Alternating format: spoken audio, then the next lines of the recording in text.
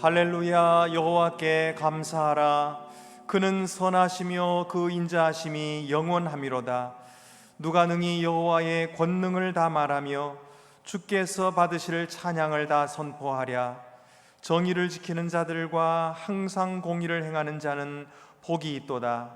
여호와여, 주의 백성에게 베푸시는 은혜로 나를 기억하시며 주의 구원으로 나를 돌보사 내가 주의 택하신 자가 형통함을 보고 주의 나라의 기쁨을 나누어 가지게 하사 주의 유산을 자랑하게 하소서. 아멘.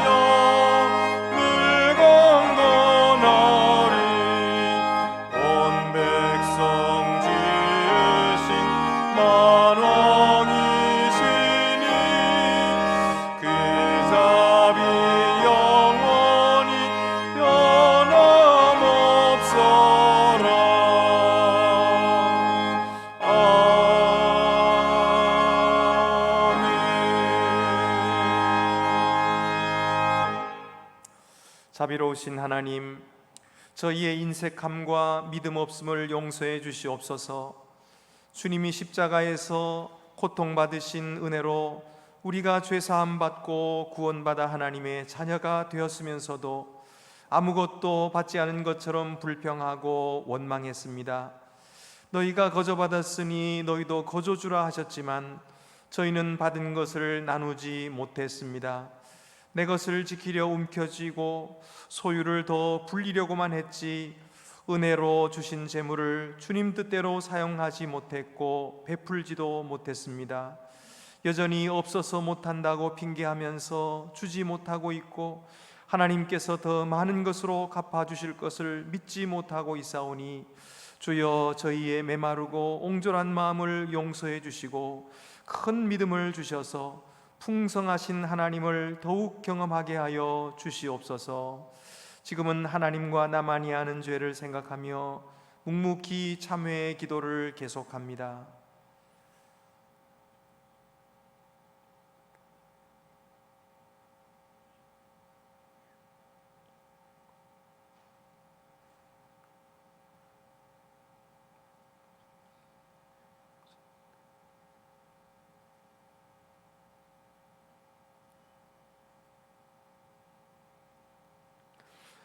우리가 아직 죄인 되었을 때에 그리스도께서 우리를 위하여 죽으심으로 하나님께서 우리에 대한 자기의 사랑을 확증하셨느니라. 아멘.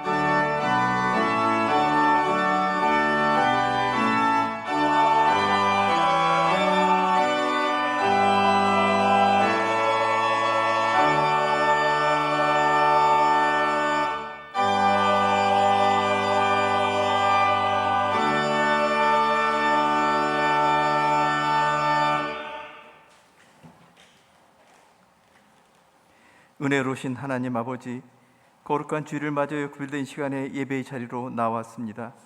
비록 교회에 다 나오지 못하고 각 처소에서 예배를 드리지만 온 마음과 정성을 다해 드리는 우리의 예배를 받으시고 한없는 은혜를 내려 주시옵소서. 오늘은 감사주일로 모여 예배를 드립니다. 우리를 눈동자같이 지켜 보호하여 주셔서 감사합니다. 지나온 날들을 돌아보니 모든 것이 다 주님의 크신 은혜였습니다. 우리에게 범사에 감사할 마음을 주시니 감사합니다. 무엇을 드려서 그 크신 은혜에 보답하겠습니까? 내게 있는 모든 것이 다 주님이 주신 것이고 이 생명까지도 주님의 것이니 이 모습 이대로 겸손히 엎드려 감사를 드릴 뿐입니다. 비록 코로나 질병으로 가정과 나라의 살림이 어려움에 처해 있고 서로의 교제와 소통이 제한되어 암울한 터널을 지나가고 있지만 터널 끝까지 우리와 함께 하실 소망의 주님을 바라봅니다. 이 시간 세상 일로 상하고 지친 몸과 마음을 주님 앞에 내려놓습니다. 고난 중에도 감사를 잊지 않는 삶을 이루어가도록 우리를 붙들어 주옵소서. 우리의 삶의 터전을 친히 주관하시어 날마다 평안의 길로 인도하옵소서. 어려울 때 더욱 기도에 힘쓰고 온전히 주님만을 의지하는 믿음의 자녀들이 다 되게 하여 주시옵소서. 환난 중에 우리가 피할 산성이시오 반석이신 전능하신 하나님 아버지, 멈추지 않는 코로나 질병 확산으로 두려움에 사로잡혀 있는 우리를 붙들어 주옵소서. 우리나라 백성들을 지켜 보호하여 주시옵소서. 나라의 경제를 회복하여 주시고 묶인 발의 족쇄를 풀어 주옵소서. 더욱이 닫혀진 백성들의 심령문을 활짝 열어 주시어 소망으로 충만하게 하옵소서. 치료 한번 제대로 받지 못하고 질병으로 죽어가고 있는 지구촌 가난한 백성들을 기억하여 주시옵소서. 특별히 북한에 있는 형제 자매들을 위하여 기도합니다.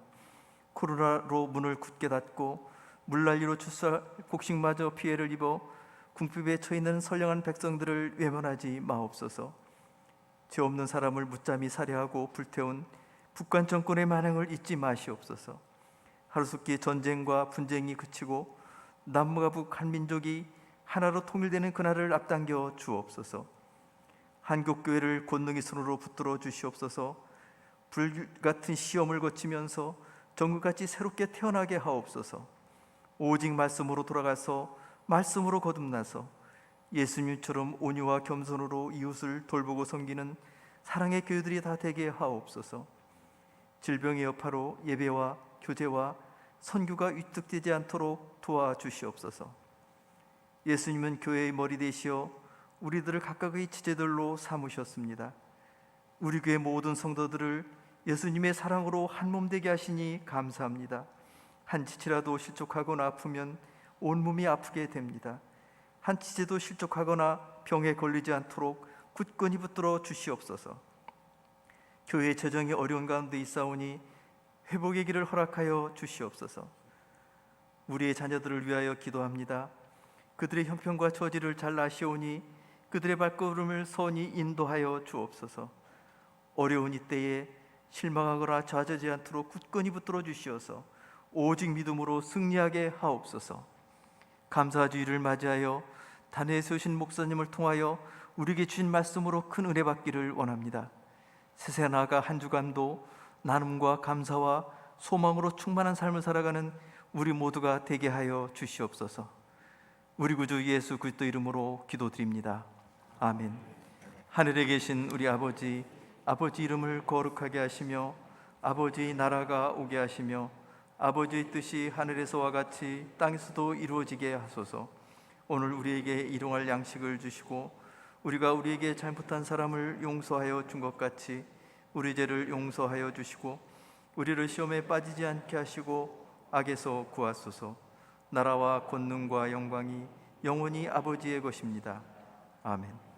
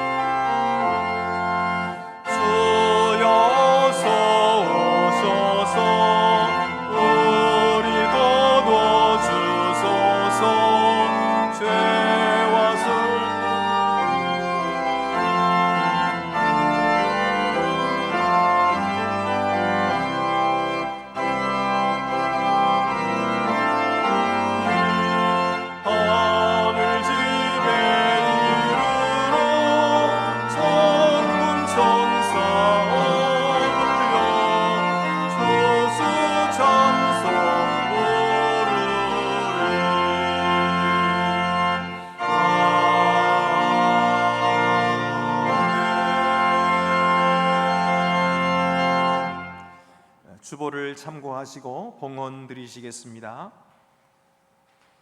주 우리 하나님께 감사함으로 예물을 드립시다.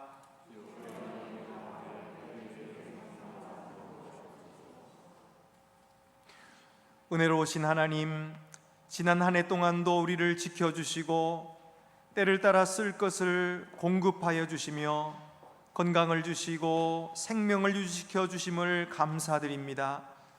팬데믹의 힘든 상황 속에서도 믿음을 지키게 하시고 주를 의지함으로 담대히 싸워 이길 힘을 주심도 감사를 드립니다.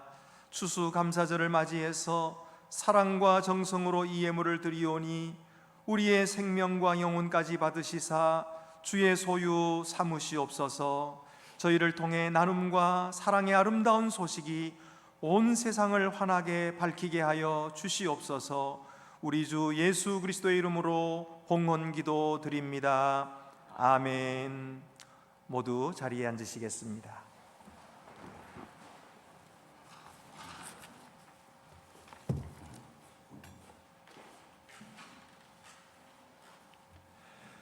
오늘 우리에게 주시는 구약의 말씀은 말라기 3장 8절에서 10절입니다. 구약성경 1329쪽에 있습니다. 1329쪽에 있습니다. 사람이 어찌 하나님의 것을 도둑질하겠느냐? 그러나 너희는 나의 것을 도둑질하고도 말하기를 우리가 어떻게 주의 것을 도둑질하였나이까 하는도다. 이는 곧 11조와 봉헌물이라. 너희 곧 온 나라가 나의 것을 도둑질하였으므로 너희가 저주를 받았느니라. 만군의 여호와가 이르노라. 너희의 온전한 11조를 창고에 들여 나의 집에 양식이 있게 하고 그것으로 나를 시험하여 내가 하늘 문을 열고 너희에게 복을 쌓을 곳이 없도록 붙지 아니하나 보라. 우리에게 주시는 신약의 말씀은 고린도후서 8장 1절에서 15절입니다. 신약성경 293쪽에 있습니다.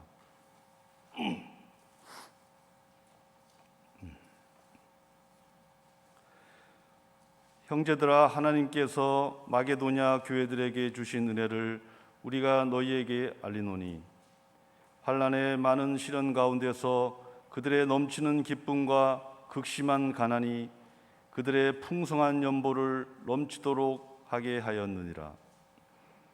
내가 증언하노니 그들이 힘대로 할 뿐 아니라 힘에 지나도록 자원하여 이 은혜와 성도 섬기는 일에 참여함에 대하여 우리에게 간절히 구하니 우리가 바라던 것뿐 아니라 그들이 먼저 자신을 주께 드리고 또 하나님의 뜻을 따라 우리에게 주었도다.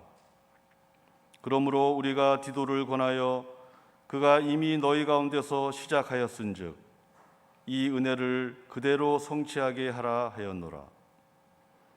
오직 너희는 믿음과 말과 지식과 모든 간절함과 우리를 사랑하는 이 모든 일에 풍성한 것 같이 이 은혜에도 풍성하게 할지리라.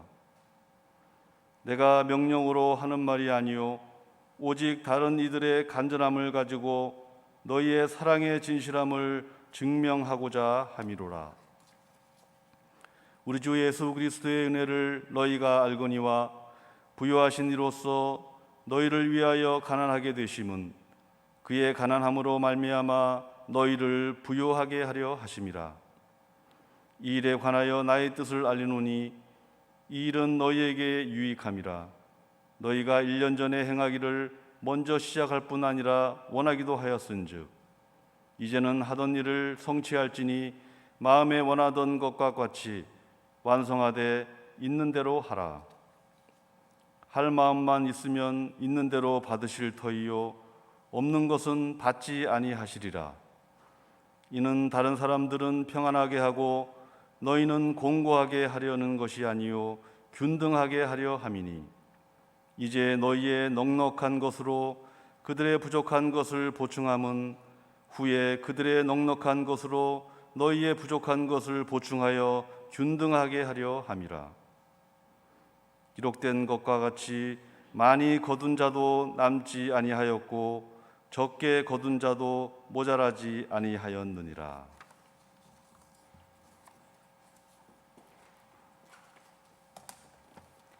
우리에게 주시는 복음서 말씀은 마태복음 6장 1절에서 4절입니다. 신약성경 7쪽에 있습니다.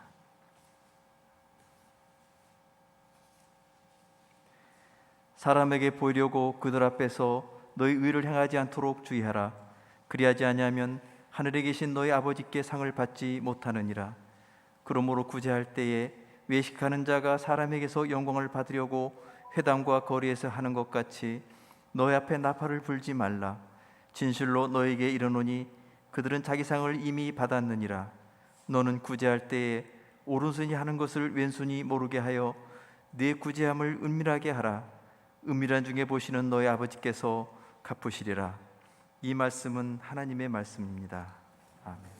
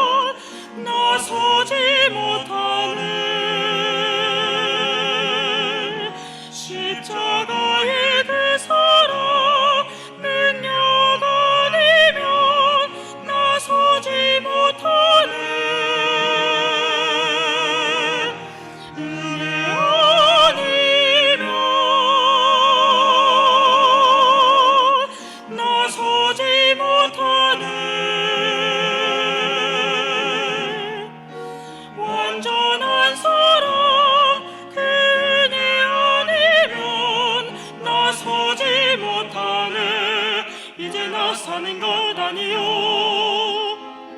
오직 예수 내 안에 살아 계시니 나의 능력 아닌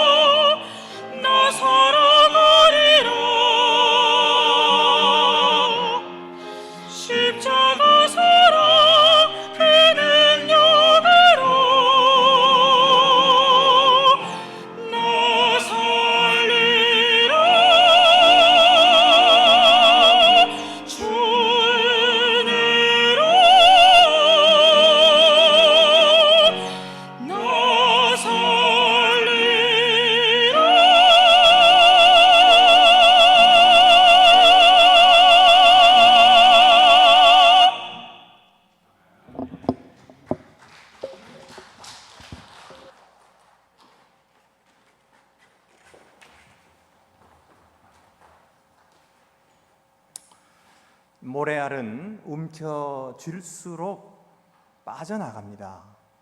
그처럼 물질이라고 하는 것도 내가 찾아다니고 또 얻으려고 애쓰고 또 모으려고 힘쓸수록 빠져나가고 가지지 못하는 것입니다. 하나님께서는 자기의 백성이 가나안 땅에 들어가기 전에 그들에게 당부하셨습니다. 너희가 가나안 땅에 들어가게 되면 풍족하게 될 텐데 그때에 가난한 자들에 대해서 너희의 마음을 강팍하게 하지 마라. 가난한 자들에게 대해서 너희가 후히 꾸어주고 나누어 주도록 해라. 나 여호와 너희 하나님은 긍휼히 여기는 자라. 그러므로 너희도 가난한 자들을 긍휼히 여기도록 해라. 이렇게 말씀해 주셨어요. 여러분, 우리가 하나님의 뜻대로 이렇게 나누어 줄 때에 우리가 부유해진다. 그리고 또 나누어 줄 것이 풍성해진다. 이렇게 말씀을 들었어요. 그렇지만 사실 우리의 삶은, 우리의 현실은 얼마나 팍팍한지 몰라요. 그래서 어떤 사람은 죽지 못해서 산다, 이렇게 말하기도 합니다. 쓸 곳은 많은데 돈은 없습니다. 자식 교육을 시켜야 되는데 교육비가 너무나 높아졌어요.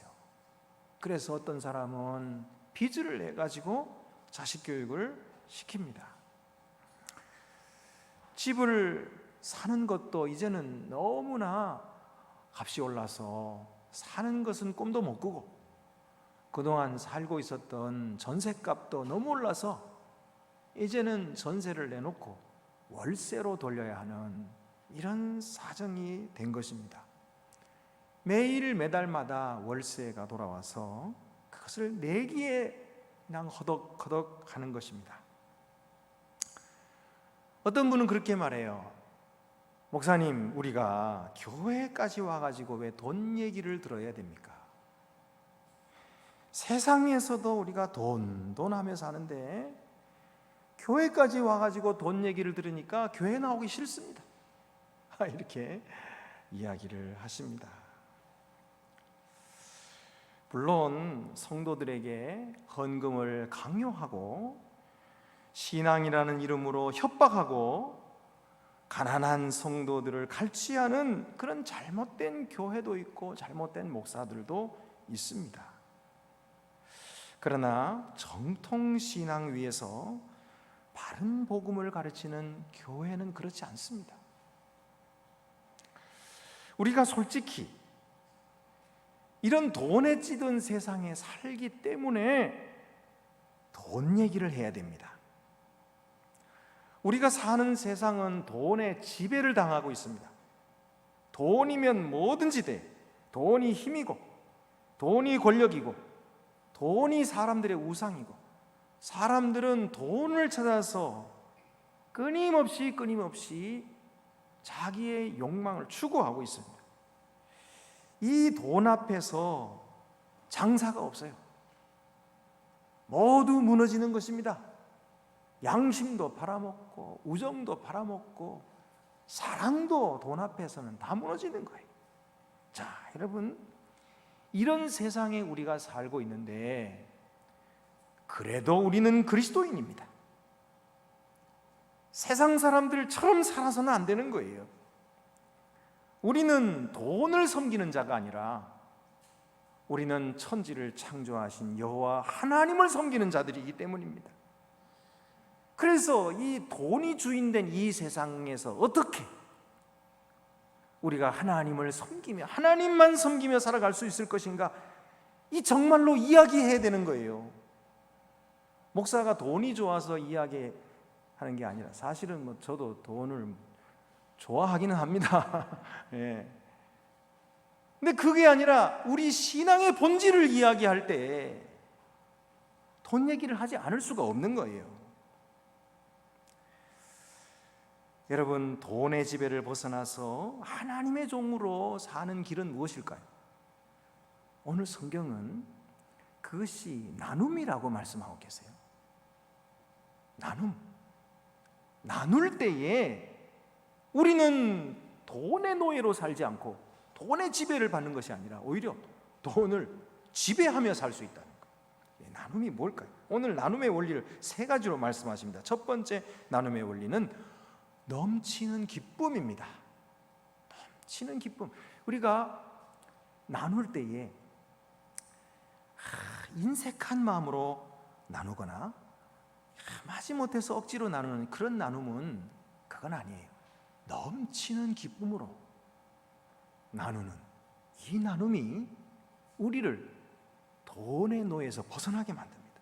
고린도후서 8장 1절 2절 말씀 보면 형제들아 하나님께서 마게도냐 교회들에게 주신 은혜를 우리가 너희에게 알리노니 환난의 많은 시련 가운데서 그들의 넘치는 기쁨과 극심한 가난이 그들의 풍성한 연보를 넘치도록 하게 하였느니라. 지금 우리가 고린도 교회에 편지를 하고 있는 바울의 이 서신을 읽고 있는데 왜 고린도 교회 성도들에게 마게도냐 교회 이야기를 하고 있는 겁니까? 사실은 지금 예루살렘 교회에 문제가 있어요. 예루살렘 교회는 처음 성령의 강림으로 시작된 교회잖아요. 근데 거기는 유대인들의 교회입니다. 근데 이 유대인들이 핍박을 받고 뿔뿔이 흩어지고요. 그리고 또 그때에 기근이 있어가지고 많은 사람들이 가난에 시달리고 있었어요. 그런데 이방인에게 복음을 전하던 사도 바울이 이 모습을 보고서 이방에서 예수 믿은 사람들에게 전해서 우리가 예루살렘 교회를 돕자 하고 제안을 했더니 고린도 교회가 먼저 나서가지고 우리가 그들을 돕겠습니다 하고 시작을 했어요. 시작도 그들이 먼저 하고 돈 모으는 것도 먼저 행동을 시작했습니다만은 이 일이 쉽지가 않았어요. 그래서 그들이 허우적거리는 거예요. 그리고서는 1년이 지나는데 그때의 열정은 온데간데 없고 다 시들어버리고 내는 사람도 없고 그렇게 돼버린 거예요. 그런데 마게도냐 교회는 달랐습니다. 고린도 교회에서 이렇게 예루살렘 교회를 돕기로 했다는 이야기를 들은 이 마게도냐 교회 성도들은 열심히 자기들도 참여하기 시작했어요. 그래서 물론 그들도 쉽지는 않았습니다. 마게도냐 교회라고 하면은 대표적인 교회가 데살로니가 교회와 빌립보 교회거든요.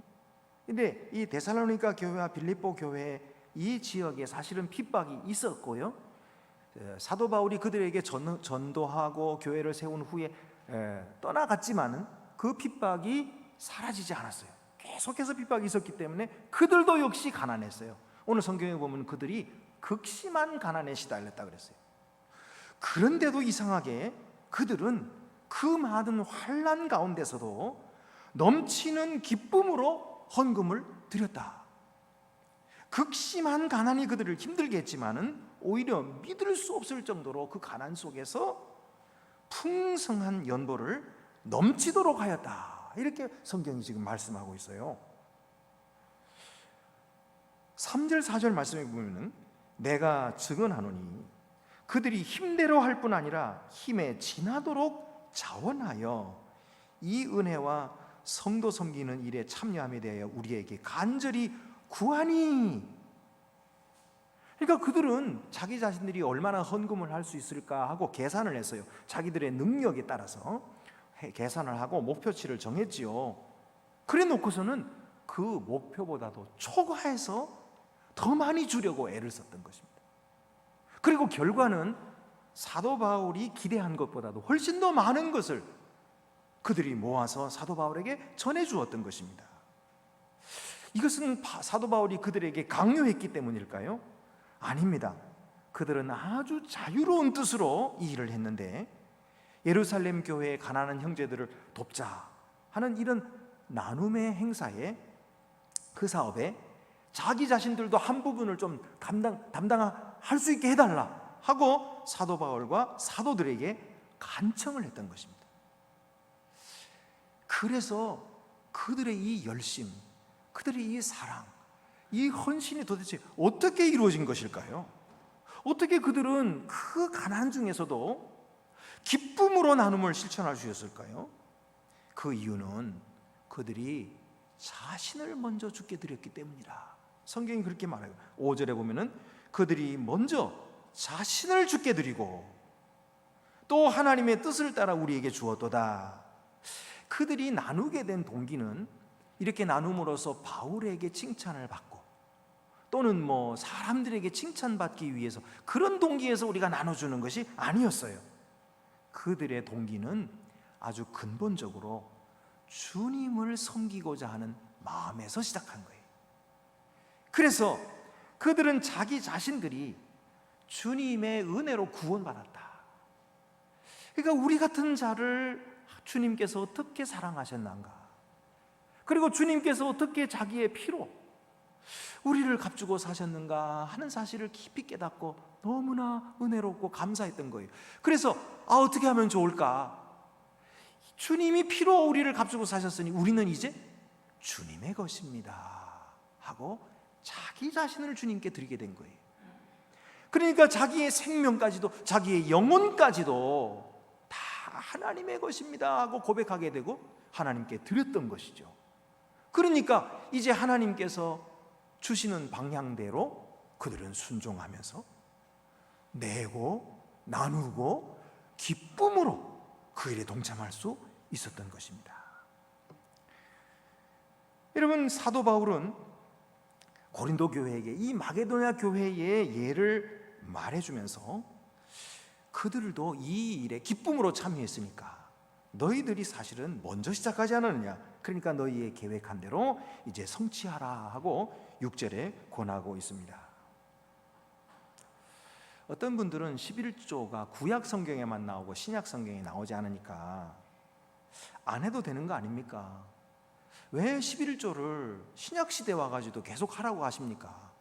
하고 묻는 분이 계세요. 좋은 질문입니다. 구약에서 안식일을 지키라 하고 명령했지만 신약에서는 지키지 않아요. 그리고 주일을 지키게 되죠. 이렇게 되는 이유는 그리스도로 말미암아 모든 율법의 의미가 달라졌기 때문입니다. 그러니까 11조도 그런 거 아닙니까? 라고 생각하는 건데 아니에요. 11조는 구약 성경에서 분명히 하라고 말씀했고요, 신약 성경에서 하지 말라고 말씀하신 적이 없어요. 그래서 계속 하는 거예요. 계속 해야 됩니다. 특별히 11조라고 하는 정신이 무엇입니까?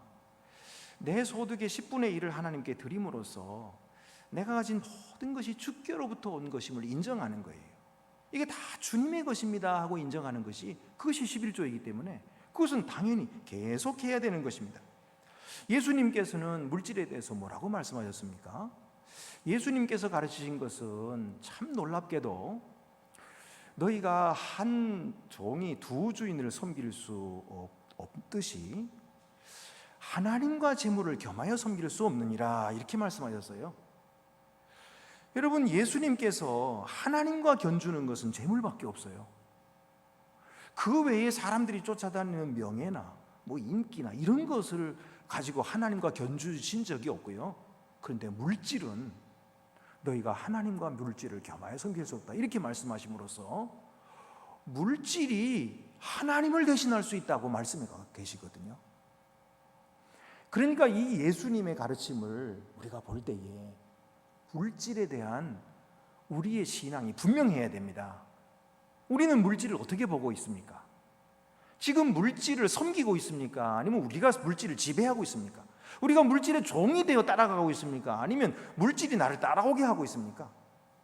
우리는 하나님의 종들이기 때문에 예수님 말씀하신 대로 물질의 종이 되어서는 안 되는 것입니다. 예수님은 또 자기를 따르려고 하는 사람에게 뭐라고 말씀하시냐면 10분의 1만 드리라, 그런 게 아니고 내 가진 모든 것을 다 팔아 가난한 자들에게 주고 그리고 너는 나를 따르라 그랬어요. 이것이 예수님의 물질관인 것입니다. 그러니까 우리가 10분의 1만 하나님께 드리는 거 얼마나 큰 은혜인지 몰라요. 10분의 1만 드리면 나머지가 9은 우리가 다 쓸 수 있으니까. 근데 어떤 목사님 그렇게 말씀하시더라고요. 11조라고 하는 것은 원래 하나님의 것이다. 다가 하나님의 것인데 하나님께서 참 은혜롭게도 자기가 한 개만 가지고 우리에게 9을 다 주신 것이다. 그러니 이것이 얼마나 큰 은총이냐 이렇게 말씀하셨어요. 저는 그 말씀이 맞다고 생각합니다. 우리의 모든 가진 것은 주님께서 주신 것이고 그것을 인정하는 것이 그리스도인이에요. 그렇다면 우리가 10분의 1을 하나님께 드리는 것 가지고 아깝게 생각하고 그렇게 생각한다면 주의 종이 될 수가 없어요. 자, 어쨌든 11조를 드리는 것도 구원받은 그리스도인의 의무요 기쁨인 것입니다. 이 기쁨의 나눔이 돈의 지배를 벗어나게 하는 것입니다. 두 번째로 나눔의 원리는 예수님의 모범에 있는 것입니다. 고린도 교회는 부유한 교회였어요. 풍성한 교회였습니다. 그들은 많은 금액을 나누기로 약속을 하고서 그런데 아직까지 1년이 지나도록 아무것도 내지 않고 있었어요. 이에 바울은 두 가지 본보기를 보여주는데 하나가 앞에 나오는 마게도냐 교회의 본보기고 두 번째가 예수님의 모범입니다. 먼저 바울은 나눔은 사랑의 표시요 증거라고 말을 합니다. 7절 8절에 보면은 오직 너희는 믿음과 말과 지식과 모든 간절함과 우리를 사랑하는 이 모든 일에 풍성한 것 같이 이 은혜에도 풍성하게 할지니라. 내가 명령으로 하는 말이 아니요 오직 다른 이들의 간절함을 가지고 너희의 사랑의 진실함을 증명하고자 함이로라 이렇게 말하고 있어요. 그러니까 그들의 나눔은 사실 그들의 풍성함의 그 풍성한 사랑의 증명거리가 된다 이렇게 얘기하는 거예요. 이미 우리가 고린도서를 함께 읽으면서 알고 있었던 것처럼 고린도 성도들은 믿음이 아주 풍성한 사람들이었어요. 믿음이 풍성할 뿐만 아니라 말에 능한 사람들이었고요, 지식도 많이 가지고 있었어요. 그들은 사랑도 많았습니다. 그래서 사도 바울은 이제 너희가 그런 일에 풍성하니 나눔에도 풍성하라 하고 요청하고 있는 거예요. 왜냐하면 나눔이라고 하는 것은 그리스도인의 사랑에 자연스러운 응답이기 때문입니다. 사랑한다 라고 말하면서 나누지 않으면 그건 사랑이 아닌 거죠. 참 사랑하는 사람이 있는데 그 사람이 가난한데 난 사랑한다 말을 하면서 가난한 것을 주지 않고 도와주지 않으면 그건 사랑이 아니잖아요. 그처럼 그리스도를 사랑한다고 한다면 나누어 줌으로써 그 사랑을 증명하라. 그 사랑이 진실한가, 진정한 사랑인가 하는 것을 증명하라 하고 지금 권고하고 있는 것입니다. 이처럼 나눔으로써 자신의 사랑을 증명하신 분이 바로 예수 그리스도라시네요. 예수 그리스도. 그래서 9절에 우리 주 예수 그리스도의 은혜를 너희가 알거니와 부요하신 이로써 너희를 위하여 가난하게 되심은 그의 가난함으로 말미암아 너희를 부유하게 하려 하심이라. 마게도냐 교회도 극심한 가난 속에서 풍성한 나눔으로 모범을 보였으나 예수님의 모범에 비하면은 비교할 수도 없이 아무것도 아닌 거예요. 예수님은 어떤 나눔을 하셨습니까? 예수님은 하늘의 보좌의 영광을 가지신 분이에요. 하나님과 동등한 권위를 가지신 분이십니다. 그런데 그 모든 영광과 권위를 다 주신 거예요. 그리고 사람이 되신 것입니다. 그리고 자기의 마지막에는 생명까지도 주신 거예요. 우리가 알다시피 십자가라고 하는 것이 가장 잔인한 것이고 그때 당시에 가장 수치스러운 죽음인 것이죠. 그 죽음 앞에 예수님은 굴복하시고 복종하시면서 모든 것을 우리를 위해 주신 것입니다. 이로써 자기 자신은 가난하게 되시고 우리를 부유하게 하신 거예요. 우리를 구원받은 자가 되게 하셨어요. 우리의 죄를 사하시고 구원해 주셨습니다. 뿐만 아닙니다. 구원받은 자로 있는 것, 그냥 있는 것이 아니라 우리를 하나님의 가족으로 받아주셨어요. 이 하나님의 가족이 되었다는 말은 무슨 뜻입니까? 우리가 장차 하나님의 영원하신 천국의 유업을 이어받을 자라는 것이에요. 그러니까 하나님의 자녀가 된 이 귀한 축복을 주님께로부터 우리가 받았는데 예수님이 보이신 그 본을 우리도 따라서 주는 자가 되어야 되겠다. 나누는 자가 되어야 되겠다. 이것이 그리스도인으로서 은혜 받은 자로서 구원받은 자로서 마땅한 일이다, 이렇게 말씀하고 있는 것입니다. 여러분, 우리가 이 나눔의 일을 위해서 부르심을 받은 것이에요. 예수님처럼 나누고 마게도냐 사람들처럼 나누고 그 나누기 위하여 우리가 부르심을 받았고 오늘 우리가 여기에 있는 것이죠. 그래서 오늘도 우리가 추수감사주의를 지키며 하나님께 감사하는 거예요. 하나님께 예물을 드려서 이웃과 나누는 것입니다. 세 번째는 이 나눔의 근원이 하나님이다 하는 것입니다. 13절부터 15절 말씀 보면 이는 다른 사람들은 평안하게 하고 너희는 곤고하게 하려는 것이 아니요 균등하게 하려 함이니 이제 너희의 넉넉한 것으로 그들의 부족한 것을 보충함은 후에 그들의 넉넉한 것으로 너희의 부족한 것을 보충하여 균등하게 하려 함이라. 기록된 것 같이 많이 거둔 자도 남지 아니하였고 적게 거둔 자도 모자라지 아니하였느니라. 어떤 사람은 말합니다. 아니 목사님, 낼 것도 없는데 자꾸 내라 그러세요. 나도 힘들어 죽겠는데 남 도와줄 것이 어디 있다는 겁니까? 남 도와주고 우리는 더 가난해지라는 말입니까? 이렇게 말하는 분이 있는데 고린도 교회 성도들도 그래요. 그들 중에도 주는 것에 대해서 주저하는 자들이 있었습니다. 주고 나면은 내가 모자라지 않을까, 그걸 걱정했던 거예요. 그러나 바울은 광야의 만나 사건을 회상시킵니다. 그때 많이 거둔 자도 있고 뭐 적게 거둔 자, 근데 다 모자라지 않았다고 격려합니다. 여러분, 이스라엘이 광야에 있을 때에 사람이 많은데 먹을 것이 없잖아요. 그러니까 하나님께서 그들을 어떻게 먹이시냐면 하늘에서 만나를 내리는데 이 만나라고 하는 것이 희고 둥글고 납작하고 이게 눈처럼 이렇게 내리는 거예요. 조각이었어요. 그러니까 그 모양이 어떤 모양일 것 같아요? 요즘에 우리가 성찬식 때 동그랗고 납작하고 깨지고 바삭바삭한 거를 봤죠? 이게 성찬. 이게 떡을 주셔야지 왜 이런 거 줍니까? 그러는데 그게 사실은 만나의 모양인 거예요. 우리가 하늘의 양식을 먹는다는 의미로 그렇게 만들어서 우리가 함께 나누는 것이죠. 어쨌든 이렇게 하나님께서 만나를 내려주셨는데 어떤 사람은 하나님 믿지 못했어요. 이거 날마다 안 주실 거야, 내일 안 올지도 몰라. 그래서 많이 거두어서 쌓아둔 거예요. 그러니까 어떻게 돼요? 그 다음날 아침에 그것이 다 상하고 벌레가 나버린 거예요. 먹지 못해 버리죠. 그래서 하나님께서 얘들아, 내가 너희들을 먹을 걸 준다 그랬잖아. 그래서 그때부터는 많이 거둔 사람은 적게 거둔 사람 나눠주고 적게 거둔 사람은 풍족하게 먹고 다 같이 풍족하게 먹는 거예요. 이 사실을 지금 사도 바울이 기억한 거예요. 사도 바울이 살고 있는 1세기에는 만나가 내리지 않았습니다. 그러나 사도 바울은 이 만나의 원리가 지금도 계속되고 있다는 사실을 알고 있었던 거예요. 그래서 너희 중에 많이 거둔 자가 있지, 어떤 사람은 적게 거둔 자가 있어. 그러면 많이 거둔 자가 적게 거둔 자를 위해서 나눠주자. 그럼 모두가 다 균등하게 될 것이고 모두 풍성하게 누리게 될 거야 하고 그들에게 권해주고 있는 것입니다. 여러분, 이 사실은 오늘 우리들에게도 마찬가지예요. 우리가 나눠줌으로 가난하게 되는 것이 아닙니다. 나눠줬다고 해서 우리가 굶습니까? 천만의 말씀이에요. 하나님께서 살아계신데 우리를 굶게 하지 않으십니다. 얼마나 많은 성도들이 그것을 간증하고 있습니까? 우리들 중에 그것을 간증하라고 하면 아마도 여러분 전부 다 할 거예요. 하나님께 드렸더니 부족함이 없이 주시더라.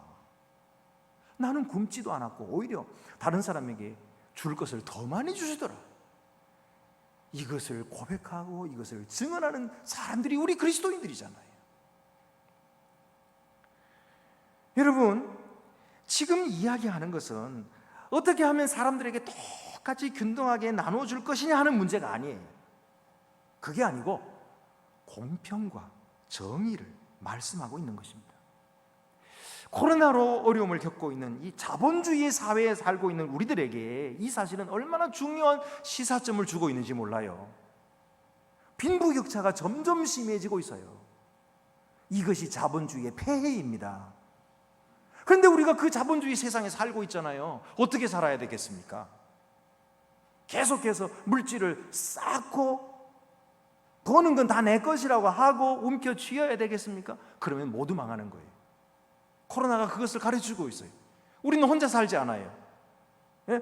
우리 교회가 아무리 잘해도요, 다른 교회에서 허투를 부리면은요, 다 같이 못 모이는 거예요. 우리는 공동의 생활을 살고 있어요. 그렇다면 우리 어떻게 살아야 할까요? 나누어주는 삶을 살 때 그들도 살고 우리도 사는 거예요. 이것이 성경에서 가르쳐주는 원리예요. 하나님께서 주신다는 거예요. 하나님께서 먹이시고 하나님께서 채워주시고 풍성하게 하신다. 우리 교회 어떤 성도님이 날마다 유튜브에 매일 묵상을 보시더니 글을 이렇게 남겨주셨어요. 저는 추수감사 헌금을 드리기 위해 1년 적금을 매달 3만 원씩 했습니다. 오늘 말씀에 1년 전부터 준비하라는데 정말 잘했구나. 너무 감사했습니다. 올해 형편은 잘해야 10만 원일 텐데 30만 원을 하게 되어서 너무 감사해요. 이거는 자랑이 아니고 너무 감사해서입니다. 이렇게 적었어요. 여러분, 우리가 나누는 자는요, 얼마나 풍성하고 감사할 일이 넘치는지 몰라요. 모든 삶에 감사가 넘치고 행복한 삶이 그 속에 있는 거죠. 내 소유를 주님께 드리면 영원한 소유가 됩니다. 마틴 루터는 이렇게 말했어요. 나는 수중에 많은 것을 소유했으나 지금은 다 잃어버렸다. 그러나 내가 하나님의 수중에 맡긴 것은 여전히 내 소유로 남았다 그랬어요. 여러분, 나눔이라고 하는 것은 세상적인 가치관으로는 행하기가 어렵습니다. 세상은 주면 손해입니다. 얻어야 성공인 거예요. 받아야 되는 거예요. 그러나 우리 믿는 사람들은 온 세상을 소유하신 하나님을 믿습니다. 그 하나님의 자비하심과 그 하나님의 풍성하심을 믿기 때문에 그분을 아버지로 모시고 살아가기 때문에 그가 세우신 원리대로 순종하며 살 때에 우리는 풍성한 삶을 살 수 있게 될 것입니다. 믿음으로 살며 나누는 삶을 사는 자에게 하나님은 영적으로도 풍성하고 육적으로도 풍성하게 채워주실 줄 믿습니다. 기도드리시겠습니다. 은혜로우신 하나님, 저희들에게 나눌 수 있는 마음 주셔서 감사합니다. 우리가 사는 것이 넉넉하지 못하고 가난하지만 그래도 주님의 뜻을 따라서 나눌 수 있을 것이 있도록 해주신 것을 감사합니다.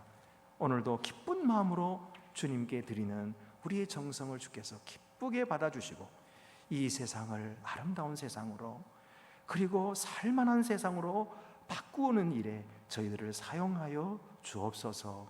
우리 주 예수 그리스도의 이름으로 기도드립니다. 아멘. 나는 전능하신 아버지 하나님 천지의 창조주를 믿습니다. 나는 그의 유일하신 아들 우리 주 예수 그리스도를 믿습니다. 그는 성령으로 잉태되어 동정녀 마리아에게서 나시고 본디오 빌라도에게 고난을 받아 십자가에 못 박혀 죽으시고 장사된 지 사흘 만에 죽은 자 가운데서 다시 살아나셨으며 하늘에 오르시어 전능하신 아버지 하나님 우편에 앉아 계시다가 거기로부터 살아있는 자와 죽은 자를 심판하러 오십니다. 나는 성령을 믿으며 거룩한 공교회와 성도의 교제와 죄를 용서받는 것과 몸의 부활과 영생을 믿습니다. 아멘. 축도하겠습니다. 이제는 우리를 위해 모든 것을 주시고 십자가 위에서 생명까지 주신 우리 주 예수 그리스도의 크신 은혜와 독생자를 아낌없이 우리 위에 주신 아버지 하나님의 크신 사랑과 하나님의 사랑과 은혜를 우리 마음에 한량없이 부어주시는 성령의 교통하심이 추수감사주의를 맞이해서 감사와 나눔으로 하나님께 영광 돌리는 주의 자녀들 위해 이제와 영원토록 함께 하옵시기를 간절히 축원하옵나이다. 아멘.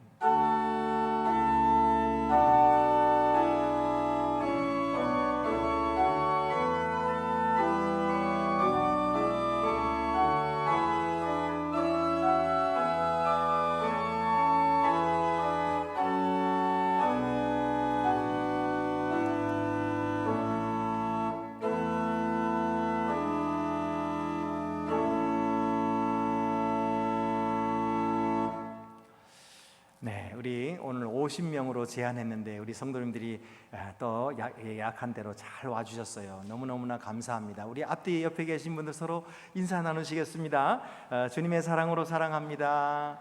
건강하셨습니까? 주님의 평화가 함께 하시기 바랍니다. 아유, 이게 오랜만에 이렇게 여러분 뵈니까 너무 반갑고 좋아요. 너무 반갑고 좋아요. 지금 오늘 우리가 추수감사주일로 지켰고 성찬식은 못했지만은요, 지금 앞으로 계속 이제 코로나가 계속될 텐데 우리 크리스마스 때는 다시 온라인으로 이제 그 성찬식을 거행할 계획을 세우고 있습니다. 여러분이 지난번에 참여하지 못하신 분들은 한번 그렇게 참여해 주시면 대단히 감사하겠고요. 우리 추수감사절 댓글 릴레이를 하고 있어요. 그래서 홈페이지에 들어가 보시면은 우리 성도들이 한 해 동안 하나님께 각자가 드리는 이 댓글에 이제 이 감사의 기도 또 감사의 내용들 얼마나 은혜로운지 몰라요. 여러분도 함께 들어가서 보시고 여러분도 한번 적어 보시기를 바랍니다. 우리 주일 예배가 지금 온라인 예배와 병행해서 하고 있습니다. 그래서 50명 이내로 지금 우리가 모이고 있는데 제가 들은 정보로는요, 오늘 오후에 이제 그 발표를 하게 될 텐데 그 좌석수의 3분의 1을 모일 수 있게 해준다 그래요. 그러면은 우리 교회는 100명이 모일 수 있어요. 그러면은 한 번에 100명씩 해서 1부, 2부, 3부 이렇게 해서 우리 많은 성도들이 참여할 수 있을 것 같습니다. 여러분 계속해서 우리 문자, 교회에서 보내드리는 문자를 잘 보시고 안내를 따라서 해주시기를 바라고, 여전히 2부 예배는 그래도 모든 성도가 참여할 수가 없기 때문에 지금처럼 이렇게 신청을 받아가지고 100명만 신청을 받아서 이렇게 해야 될 것 같아요. 그러니까 여러분이 그렇게 이해하시고 함께 지금처럼 협조해 주시면 대단히 감사하겠습니다. 내일부터 새벽 기도회가 재개됩니다. 온라인과 함께 이제 현장 예배도 되고요, 새벽 기도회도 그렇게 재개됩니다. 그리고 교회 학교는 다음 주일부터 대면 예배와 온라인 예배가 다시 병행되도록 되겠습니다. 지금 선교사 게스트하우스 운영을 위한 물품 기증을 받고 있습니다. 선교사들이 일시 귀국했다가 코로나 때문에 돌아가지를 못하고 있어서 이제 그들을 숙박 시설을 우리가 제공해 주기로 했는데요. 지금 우리에게 필요한 것이 뭐냐면 드라이기, 커피포트, 전자레인지, 전기밥솥, 후라이팬, 냄비, 도마, 공기, 수저 세트 등 주방 용품들이고요. 그리고 수건, 휴지통, 빨래 건조대, 침구, 이불 시트, 베개 이런 것들입니다. 그러니까 사람이 집에서 살 때 필요한 모든 것이 지금 필요해요. 그래서 혹시 집에 남는 것이 있거나 또 그렇게 주실 만한 것이 있으면은 보내주시고, 또 너무 많으면 안 되니까 먼저 우리 백종관 장로님 해외 선교국장에게 연락을 해주시든지 우리 교회 사무실에 연락을 해주셔서 이런 것이 있다 말씀해 주시면은 모아서 사용할 수 있게 되기를 바랍니다.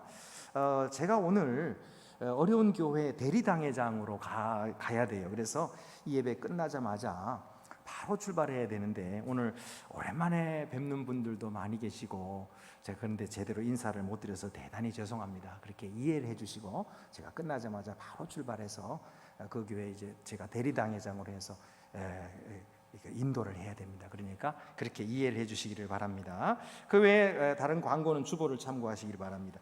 이제 다 같이 우리 자리에서 일어나셔서 위탁의 말씀과 함께 파송의 찬송 1절만 부르고 마치도록 하겠습니다. 평강 안에서 세상 속으로 나아가십시오. 마음을 다하고 목숨을 다하고 뜻을 다하여 주 하나님을 사랑하십시오. 또한 여러분의 이웃을 내 몸같이 사랑하십시오.